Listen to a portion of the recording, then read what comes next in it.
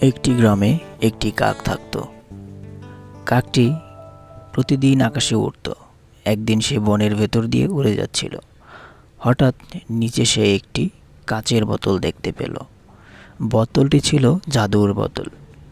কাকটি বোতলটার মুখ খুলতেই হঠাৎ করে বোতলটির মুখের ভেতর থেকে একটি কি যেন বের হলো।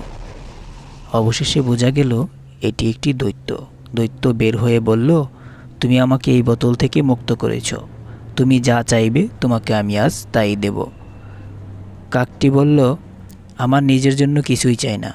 আমি চাই বনে যত পাখি আছে তারা কেউ যেন না খেয়ে থাকে না, সবাই যেন খেতে পায়। একথা শুনে দৈত্যটি বলল, ঠিক আছে, আমি ব্যবস্থা করছি। একথা বলে দৈত্য একটা ম্যাজিক করলো। ম্যাজিক করার সাথে সাথে গাছ থেকে সকল ফল নিচে পড়তে লাগলো। এটা দেখে সকল পাখি এসে সেগুলো খেতে শুরু করলো। এ থেকে আমরা কি বুঝলাম?